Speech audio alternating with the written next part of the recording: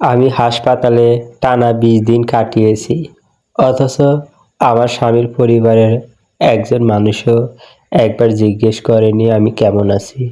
কিন্তু যেই আমি টাকা পাঠানো বন্ধ করলাম, অমনি যেন তারা আবার আমার অস্তিত্ব মনে করল। আর আমি সেদিন যা বলেছিলাম তা আমার বৈবাহিক জীবনকে চিরতরে বদলে দিয়েছিল। সারিকা রহমান, এখনো টাকা পাঠাওনি?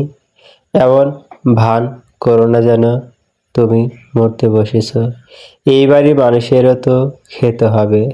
রাত ২টা ১৭ মিনিটে আমার শাশুড়ি রওশন আরা বেগমের ভয়েস মেসেজটি এলো।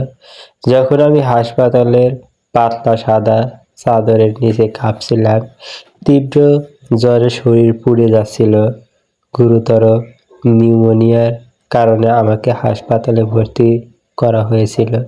প্রতিটি নিঃশ্বাসে বুকের ভিতর ব্যথা হচ্ছিল, গলা শুকিয়ে কাঠ হয়ে গিয়েছিল, আর হাতে স্যালাইনের সুচ লাগানো ছিল। ২০ দিন, এই পুরো ২০ দিন ধরে আমার স্বামী মিস্টার ইয়াসিন প্রায় খোঁজই নেয়নি। তার মা রওশনা বেগম একবারও জানতে চাননি আমি কেমন আছি। তার বোন তানজিলা আক্তারও জানতে চায়নি আমি সুস্থ হচ্ছি কিনা। কিন্তু টাকা না যাওয়ার বিষয়টা তাদের নজর এড়ায়নি। প্রতি মাসে আমি মিস্টার ইয়াসিনের পরিবারকে ২৫,০০০ টাকা পাঠাতাম। শুরুতে তারা এটাকে সাহায্য বলতো, পরে সেটা প্রত্যাশায় পরিণত হলো, তারপর নিয়মে দাঁড়ালো, আর একসময় সেটা এমন এক দায়িত্বের রূপ নিল যার জন্য আমি কখনো সম্মতি দেইনি। অথচ তারা এমনভাবে টাকা নিত যেন আমার জীবনটাই তাদের কাছে ঋণী। মিস্টার ইয়াসিন হাসপাতালে এসেছিলেন মাত্র একবার। তিনি নিখুঁতভাবে ইস্ত্রি করা শার্ট পরে ঢুকলেন, হাত ঘড়ির দিকে তাকালেন, আর প্রথম কথাই বললেন, বীমার কাগজপত্র কোথায়? তিনি জিজ্ঞেস করেননি আমার কষ্ট হচ্ছে কিনা। তিনি আমার কপালে হাত রাখেননি। তিনি আমার পাশে বসেননি। তিনি শুধু কাগজপত্র, তার কোম্পানি, টাকা পয়সা আর তার মায়ের রাগ নিয়ে কথা বললেন। কারণ মাসিক টাকার ট্রান্সফার ৩ দিন দেরি হয়ে গেছে। আমি হাসপাতালের বিছানা থেকে দুর্বল শরীরে তার দিকে তাকালাম। মিস্টার ইয়াসিন, আমি ২০ দিন ধরে এখানে আছি। তিনি হুক উসকালেন, যেন আমি বাড়িয়ে বলছি। তুমি তো ঠিকভাবে বোঝাওনি। আমি ভেবেছিলাম এটা সাধারণ ফ্লু। সেদিন রাতে তিনি চলে যাওয়ার পর আমি মোবাইলের ব্যাংকিং অ্যাপ খুললাম। অটো ট্রান্সফার তখনও চালু ছিল। মিস্টার ইয়াসিনের পরিবার ২৫,০০০ টাকা। আমার আঙুল কাঁপছিল, তবে জ্বরের কারণে নয়। আমি ট্রান্সফারটি বাতিল করে দিলাম। নিশ্চিত করুন ট্রান্সফার স্থগিত। ৩ বছরের মধ্যে প্রথমবারের মতো মনে হলো যেন ফুসফুসে একটু স্বস্তির বাতাস ঢুকছে। পরের দিন সকালে তানজিলা আক্তার ফোন করলো। তার কণ্ঠ ছিল নরম আর কৃত্রিম, যেন কয়েক ঘন্টা আগে সে আমাকে বাতায় অপমান করেনি। ভাবি, শুনুন, আমি যদি একটু কঠিন কথা বলে থাকি তাহলে দুঃখিত। বাড়িতে খুব সমস্যা চলছে। বাবা বাসা বদলাতে চান, কিন্তু আমাদের প্রায় ১৫ লাখ টাকা কম পড়েছে। আপনি আগে টাকা দিয়ে দিন না, পরে না হয় আপনাকে ফেরত দেওয়ার ব্যবস্থা করব। আমি চোখ বন্ধ করলাম। এক মুহূর্তের জন্য প্রায় হাসি পেয়ে গেল। আমার কাছে টাকা নেই, আমি বললাম। নীরবতা। তারপর ধীরে ধীরে প্রতিটি শব্দ স্পষ্ট করে বললাম, আর আজ থেকে আমি তোমাদের বাড়ির কারো খরচ বহন করব না। আর ৩ বছর ধরে তোমরা আমার যে টাকা ধার নিয়েছে, সব মিলিয়ে প্রায় ৪.৫ লাখ টাকা, সেটা ১ মাসের মধ্যে ফেরত চাই, না হলে আদালতে দেখা হবে। তানজিলা আক্তার কোনো উত্তর দিল না, আর সেই নীরবতার মাঝেই আমি বুঝতে পারলাম আমি এমন এক যুদ্ধের সূচনা করেছি যা শুরু করার সাহস আমার আছে বলে সেই পরিবার কোনোদিনও বিশ্বাস করেনি। সেই নীরবতার পরের দিনটা আমার জীবনে প্রথমবারের মতো অদ্ভুতভাবে শান্ত ছিল। হাসপাতালে জানালা দিয়ে সকালবেলা আলো আসছিল, কিন্তু সেই আলো আর আগের মতো ভারী লাগছিল না। মনে হচ্ছিল এতদিন আমি শুধু শরীর নিয়ে বেঁচে ছিলাম, আর এখন ধীরে ধীরে নিজের ভিতরের মানুষটা জেগে উঠেছে। স্যালাইনের বোতলটা তখনও ঝুলছিল, হাতে সুচের জায়গাটা ব্যথা করছিল, কিন্তু সেই ব্যথার চেয়ে বড় ব্যথা আর কিছু ছিল না, যেটা আমি এতদিন গিলে ফেলেছিলাম। মোবাইলটা পাশে রাখা ছিল। রাতের ঘটনার পর থেকে আর কোনো কল আসেনি, কোনো মেসেজও না। যেন টাকা বন্ধ হওয়ার সাথে সাথে আমার অস্তিত্বও তাদের মাথা থেকে মুছে গেছে। আমি চোখ বন্ধ করলাম, কিন্তু চোখ বন্ধ করলেই কি সত্যি পালানো যায়? সেদিন দুপুরের দিকে নার্স এসে বলল, আপনার কন্ডিশন একটু স্টেবল, তবে পুরোপুরি সুস্থ হতে সময় লাগবে। আমি হালকা মাথা নাড়ালাম। মনে হলো সুস্থ হয় এখন শুধু শরীরের বিষয় না, এটা ভিতরের একটা সিদ্ধান্ত। বিকেলের দিকে আবার ফোন বেজে উঠল। এবার নম্বরটা অচেনা। মিস্টার ইয়াসিন। আমি কিছুক্ষণ তাকিয়ে রইলাম স্ক্রিনের দিকে। কলটা কেটে দিলাম না, আবার ধরলামও না, শুধু দেখলাম নামটা বারবার জ্বলছে। তারপর ফোনটা পাশে রেখে দিলাম। কিছুক্ষণ পর আবার কল, তারপর আবার। শেষে আমি ধীরে ধীরে ফোনটা হাতে নিলাম। আমি বললাম, কি হয়েছে? ওপাশ থেকে তার কণ্ঠ স্বাভাবিক ছিল, যেন গত 20 দিনের আমার অসুস্থতা কোনো গুরুত্বপূর্ণ ঘটনা না। তুমি কি ট্রান্সফার বন্ধ করেছ? আমি কিছুক্ষণ চুপ থাকলাম, তারপর বললাম, হ্যাঁ। কেন? এই প্রশ্নটা সে এমনভাবে করলো যেন আমি কোনো ভুল করেছি, যেন আমি নিয়ম ভেঙেছি। আমি ধীরে ধীরে বললাম, কারণ আমি হাসপাতালে আছি, আমি অসুস্থ, আমি মরতে বসেছিলাম। ওপাশে কয়েক সেকেন্ড নীরবতা, তারপর সে বলল, তুমি নাটক করছো, ডাক্তাররা তো বলেছে এটা সাধারণ ইনফেকশন। আমি হালকা হেসে ফেললাম। সেই হাসিতে কোনো আনন্দ ছিল না, শুধু ক্লান্তি। সাধারণ ইনফেকশন হলে 20 দিন হাসপাতালে থাকতে হয়। তার কণ্ঠ একটু কঠিন হলো। তুমি ইমোশনাল হয়ে যাচ্ছ, এখন এইসব কথা বলার সময় না। বাড়ির খরচ বন্ধ হয়ে গেছে, মা খুব টেনশনে আছে। আমি জানালার বাইরে তাকালাম, সূর্যটা তখন ঢলে পড়ছে। আমি বললাম, আর আমি?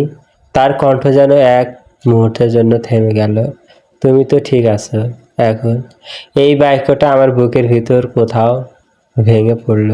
ঠিক আছি, আমি ধীরে ধীরে বললাম। আমি 20 দিন হাসপাতালে ছিলাম, কেউ একবারও জানতে চায়নি আমি বেঁচে আছি কি না। আর তুমি বলছো আমি ঠিক আছি। সে বিরক্ত হলো।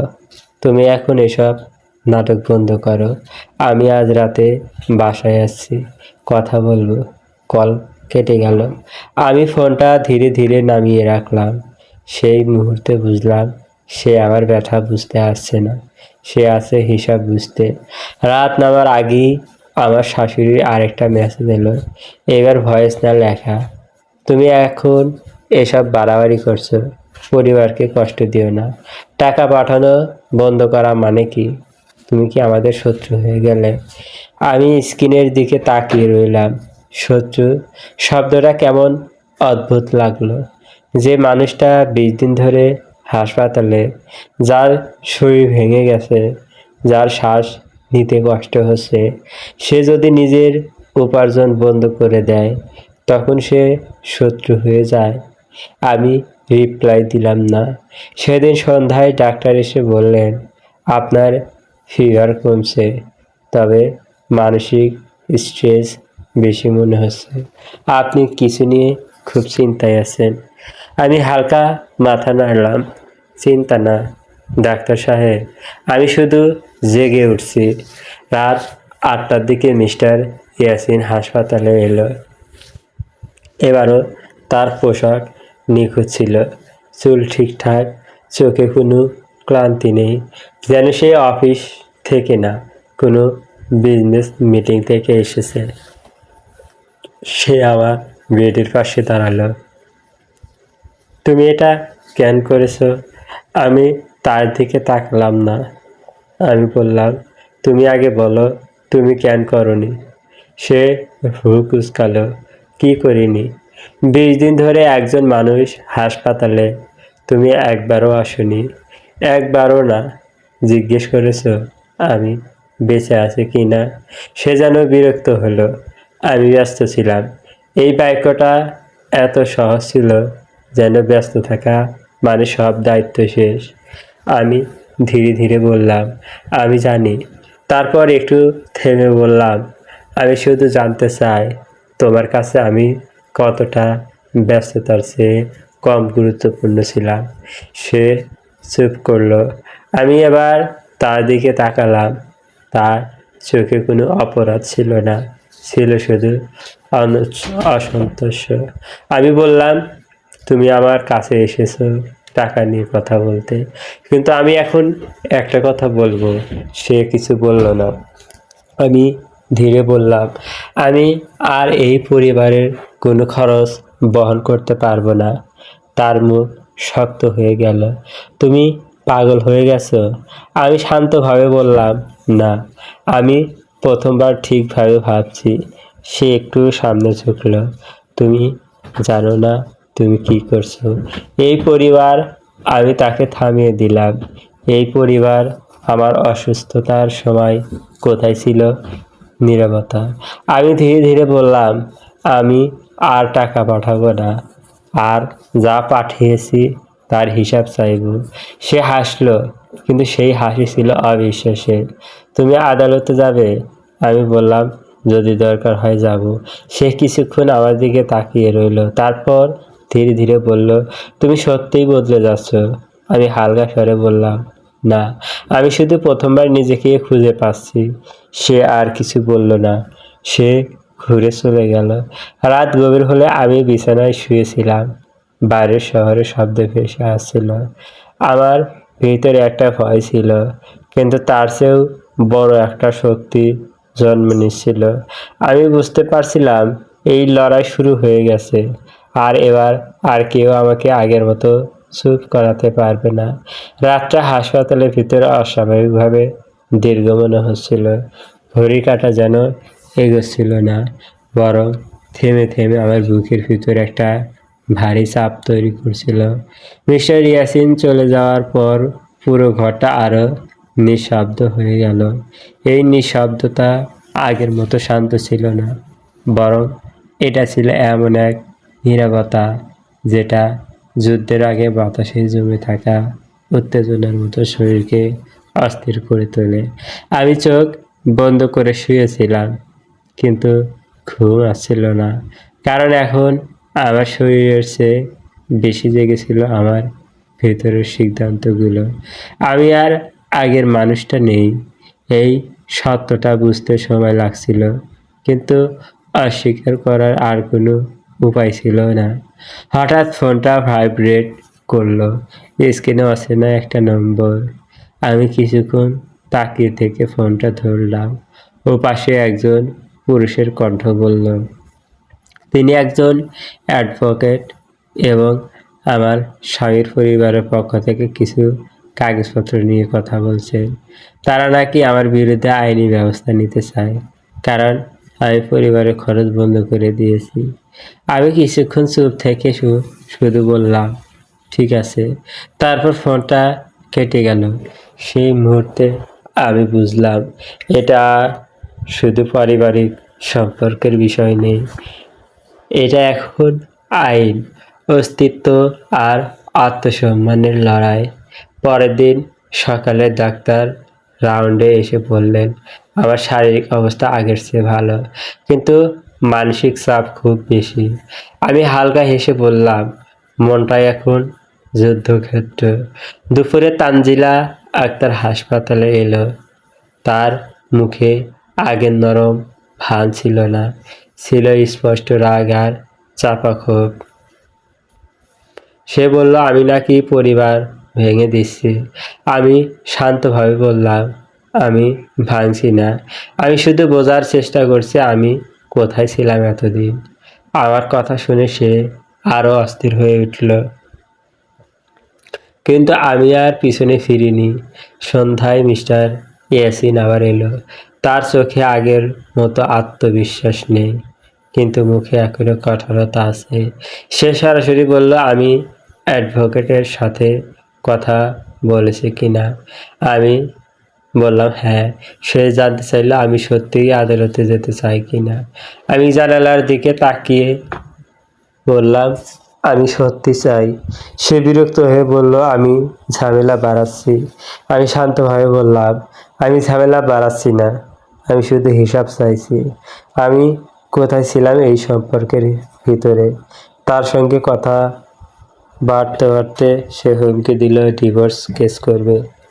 আমি কোনো দ্বিধা ছাড়াই বললাম তাহলে করো।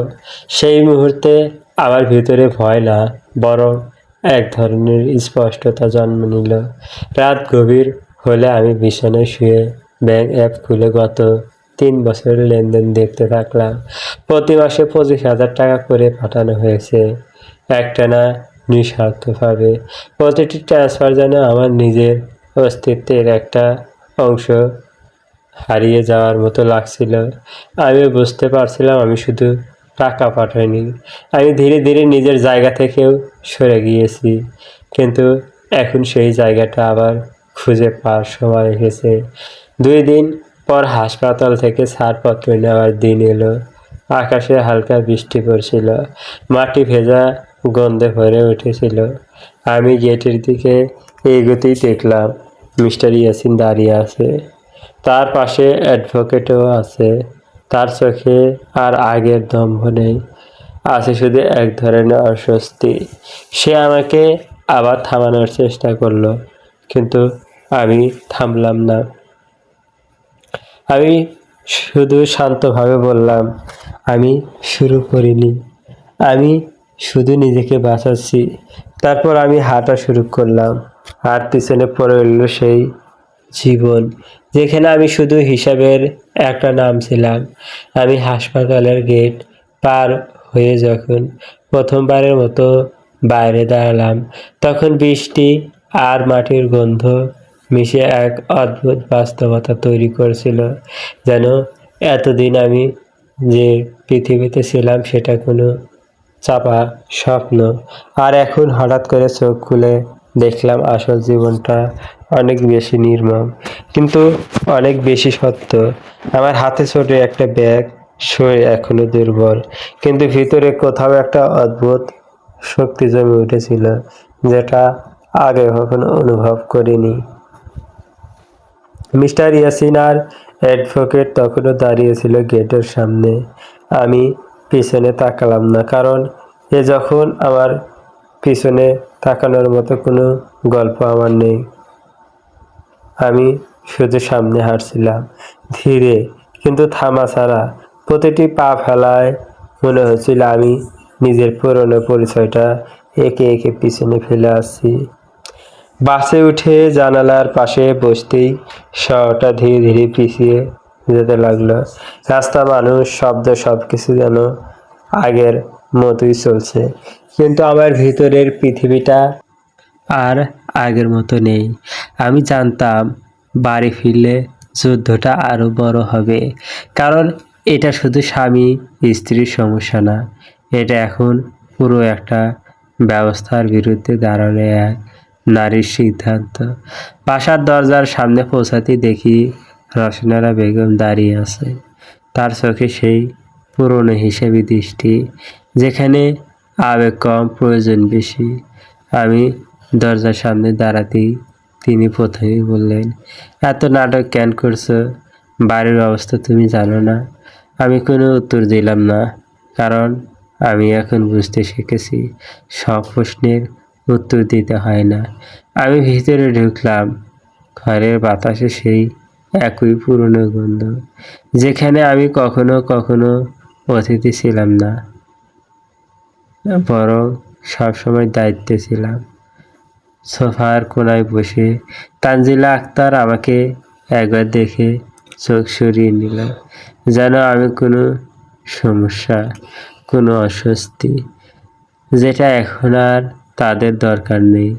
রসনারা বেগম আরও বললেন, তুমি যা করেছো সেটা ঠিক না, তুমি আমাদের অসম্মান করেছ। আমি ধীরে ধীরে ব্যাগটা নামালাম, তারপর খুব শান্ত গলায় বললাম, আমি যদি অসুস্থ অবস্থায়ও দায়িত্ব নিতে পারি, তাহলে আমি সুস্থ অবস্থায় কোনো দায়িত্ব নিতে চাই না।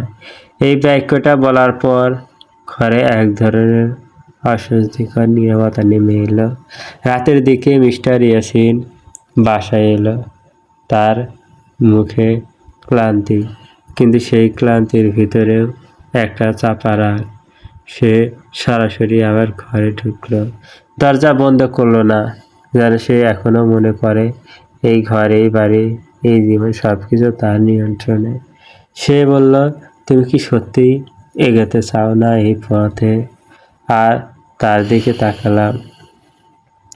অনেকদিন পর প্রথমবার আমি সরাসরি তার চোখে চোখ রাখলাম। তারপর বললাম, আমি কোনো পথ তৈরি করিনি, আমি শুধু যেটা আগে থেকে ভুল ছিল সেটা চিনতে শিখেছি। সে কিছুক্ষণ চুপ করে রইল, তারপর বলল, তুমি জানো তুমি কি হারাতে যাচ্ছ? আমি হালকা হাসলাম। সেই হাসি ছিল না কোনো আনন্দের, ছিল না কোনো তাচ্ছিল্যের, ছিল শুধু এক ধরনের মুক্তির আভাস। আমি বললাম, আমি যদি নিজেকেই না পাই, তাহলে হারানোর আর কিছুই থাকে না। সে টেবিলে হাত মারল। তুমি আমাদের পরিবার ধ্বংস করতে চাও? আমি ধীরে ধীরে বললাম, না, আমি শুধু চাই তোমরা যেটা ধ্বংস করেছো সেটা স্বীকার করো। সে আর কিছু বলল না। ঘরটা আবার নিঃশব্দ হয়ে গেল, কিন্তু এই নীরবতা আগের মতো আমার ভয় লাগছিল না, বরং মনে হচ্ছিল আমি প্রথমবারের মতো এই নীরবতার মালিক হয়ে গেছি। পরের দিন সকালে আমি ব্যাংকের কাগজপত্র আর নিজের সব লেনদেনের হিসাব নিয়ে বসে পড়লাম। প্রতিটি ট্রান্সফার, প্রতিটি মাস, প্রতিটি বছর সব কিছু আমি আলাদা করে লিখতে লাগলাম। আমি বুঝতে পারছিলাম এটা শুধু টাকা ফেরতের দাবি নয়, এটা নিজের অস্তিত্ব ফেরত নেওয়ার প্রতিক্রিয়া। তানজিলা আক্তার এসে বলল, আপনি এসব কি প্রমাণ করতে চান? আমি কাগজ থেকে চোখ না তুলে বললাম, আমি কিছু প্রমাণ করতে চাই না, আমি শুধু সত্যটা দেখতে চাই। সে বিরক্ত হয়ে চলে গেল। দিনগুলো ধীরে ধীরে বদলাতে লাগলো। বাড়ির পরিবেশে চাপ বাড়তে থাকলো, ফোন আসতে থাকলো, কখনো হুমকি, কখনো রুনত, কখনো অভিনয়।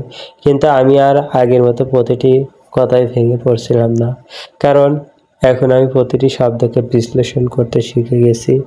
একদিন দুপুরে অ্যাডভোকেট রাশেদুল ইসলাম আমার সাথে দেখা করতে এলেন। তিনি বললেন, আপনার কেসটা সহজ না, কিন্তু আপনার ডকুমেন্ট শক্তিশালী। আমি মাথা নাড়লাম। তিনি আবার বললেন, আপনি চাইলে এটা দ্রুত সমাধান হতে পারে, কিন্তু আপনাকে দৃঢ় থাকতে হবে। আমি বললাম, আমি এত বছর নরম ছিলাম বলেই আজ এখানে দাঁড়িয়ে আছি। সেদিন রাতে আমি একা বসেছিলাম, জানালার বাইরে শহর জেগে আছে, আর আমার ভিতরে এক নতুন মানুষ তৈরি হচ্ছে, যে মানুষটা আর কারো অনুমতিতে বাঁচতে চায় না, যে মানুষটা আর কারোর জন্য নিজের অস্তিত্ব ছোট করবে না। হঠাৎ দরজার কড়া নাড়ার শব্দ হলো।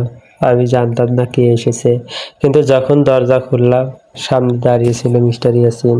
তার চোখে এবার অন্য কোনো কিছু ছিল, রাগ না, অহংকার না, এক ধরনের ভাঙা ক্লান্তি। সে বলল, আমরা কি একবার শেষবারের মতো কথা বলতে পারি?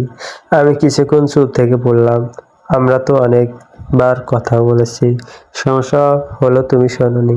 সে মাথা নিচু করলো। এই প্রথমবার তার ভঙ্গিতে একটু দুর্বলতা দেখা গেল, কিন্তু আমি আর সেই পুরনো মেয়েটা নয় যে দুর্বলতা দেখে নরম হয়ে যাবে। আমি দরজা আধ খোলা রেখেই বললাম, যদি কথা বলতে চাও তাহলে সত্য বলো, না হলে এই দরজা এখানেই বন্ধ থাকুক।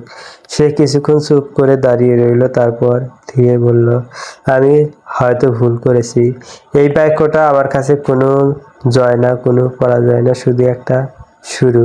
আমি দরজাটা পুরো খুলে দিলাম না, আবার বন্ধ করলাম না, শুধু বললাম ভুল স্বীকার করা শুরু, কিন্তু শেষ না। আর সেই মুহূর্তেই আমি বুঝলাম এই গল্প এখন আর শুধু কষ্টের না, এটা ধীরে ধীরে সত্যের দিকে এগিয়ে যাওয়ার গল্প। রাতটা যেন আর আগের মতো রাত ছিল না। ঘরের ভিতর বাতাস ভারী, নীরবতা আরো ভারী। আর আমার বুকের ভিতর ভারী ছিল এমন একটা সত্য যেটা আর কোনোভাবেই চাপা রাখা সম্ভব না। মিস্টার ইয়াসিন দরজার সামনে দাঁড়িয়েছিল। তার চোখে সেই আগের দম্ভ নেই, কিন্তু সেখানে আছে এক ধরনের ক্লান্ত অহংকার, যেটা এখনো হেরে যেতে চায় না। আমি দরজা আধ খোলা রেখেছিলাম, কারণ এখন আর আমি কাউকে পুরোপুরি ঢুকতে দিই না, আবার পুরোপুরি বেরও করে দিই না। সে ধীরে বলল, আমাদের কথা বলা দরকার। আমি তাকালাম না, শুধু বললাম, আমরা তো অনেক কথা বলেছি, সমস্যা হলো তুমি কখনো শোনোনি। সে একটু থেমে গেল, তার হাতটা দরজার ফ্রেমে হালকা চাপ দিলাম। আমি ভুল করেছি। সে বলল, এই বাক্যটা শুনে আমার ভিতরে কোনো আনন্দ হলো না, কোনো জয় অনুভব হলো না, শুধু একটা শূন্যতা অনুভব হলো, যেটা অনেক দেরিতে আসা স্বীকারোক্তির জন্ম দেয়। আমি ধীরে ধীরে তার দিকে তাকালাম। ভুল করলে স্বীকার করা শুরু, কিন্তু শেষ না। আমি বললাম। তার মুখ শক্ত হয়ে গেল। সে যেন আশা করেছিল আমি ভেঙে পড়ব, নরম হব, ফিরে যাব পুরনো জায়গায়। কিন্তু আমি আর সেই মানুষটা না। পরের দিন সকালে বাড়ির পরিবেশ আরো অদ্ভুত হয়ে গেল। রসনারা বেগম আমাকে ডেকে বললেন, তুমি চাইলে সব ঠিক হয়ে যেতে পারে, শুধু এসব আইনি ঝামেলা বন্ধ করো। আমি তার দিকে তাকালাম। এই প্রথম আমি তার চোখে ভয় দেখলাম। ভয় আমার জন্য না, ভয় হিসাবের জন্য। আমি ধীরে ধীরে বললাম, আপনারা ঠিক হাতে চান না, আপনারা শুধু পুরনো সুবিধা ফেরত চান। তিনি রেগে গেলেন, তিনি আমাদের অপমান করছে। আমি শান্ত গলায় বললাম, না, আমি শুধু আয়না দেখাচ্ছি। তারপর ঘর থেকে বেরিয়ে এলাম, আর সেই মুহূর্তে বুঝলাম এখন এই বাড়ির প্রতিটা দেওয়াল আমার বিরুদ্ধে দাঁড়িয়ে আছে। দুপুরে অ্যাডভোকেট রাশিদুল ইসলাম আবার এলেন, তার হাতে কিছু ফাইল। তিনি বললেন, আপনার কেস এখন সিরিয়াস পর্যায়ে গেছে। আমি চুপ করে শুনছিলাম। তিনি বললেন, আপনার স্বামী চাচ্ছে সেটেলমেন্টের মাধ্যমে বিষয়টা শেষ করতে। আমি বললাম, তার মানে সত্য না শান্তি? তিনি একটু থামলেন। অনেক সময় সত্য আর শান্তি একসাথে থাকে না। আমি জানালার দিকে তাকালাম। বাইরে সূর্য উঠছে, কিন্তু আমার ভিতরের আকাশ এখনো মেঘলা। আমি বললাম, আমি শান্তি চাই না, আমি ন্যায় চাই। সন্ধ্যায় মিস্টার ইয়াসিন আবার এলো। এইবার সে একা না, তার হাতে কিছু কাগজ। সে টেবিলে বসে বলল, আমি একটা প্রস্তাব নিয়ে এসেছি। আমি বললাম, শুনছি। সে বলল, তুমি মামলা তুলে নাও, আমি তোমাকে নির্দিষ্ট টাকা দেব, আর আমরা আলাদা হয়ে যাব। আমি তার দিকে তাকালাম। এই বাক্যটা যেন আমার পুরো সম্পর্কের সারাংশ। নির্দিষ্ট টাকা? আমি ধীরে ধীরে বললাম। সে মাথা নাড়ল। হ্যাঁ। আমি হালকা হাসলাম। তুমি এখনো আমাকে একটা হিসেবের খাতায় রাখছো। সে বিরক্ত হলো। এই বাস্তবতা? আমি বললাম, না, এটা তোমার বাস্তবতা। আমি ধীরে ধীরে উঠে দাঁড়ালাম, তার সামনে ফাইলটা সরিয়ে রাখলাম। তার চোখে প্রথমবার আমি অস্বস্তি দেখলাম। আমি বললাম, তুমি জানো আমি কি হারিয়েছি? সে চুপ। আমি বললাম, আমি শুধু টাকা হারাইনি, আমি 3 বছর নিজেকে হারিয়েছি। সে বলল, তুমি নাটক করেছ। এই বাক্য ছিল শেষ ট্রিগার। আমি এবার আর শান্ত থাকলাম না। আমি বললাম, তুমি যদি একবারও আমার হাসপাতালের বিছানা দেখতে, তুমি এই কথা বলতে না। ঘরটা চুপ হয়ে গেল। আমি ধীরে ধীরে বললাম, আমি 20 দিন মরে পড়েছিলাম, আর তোমরা হিসাব করেছিলে আমি কত টাকা পাঠাবো। সে উঠে দাঁড়ালো, তুমি শেষ পর্যন্ত কি চাও?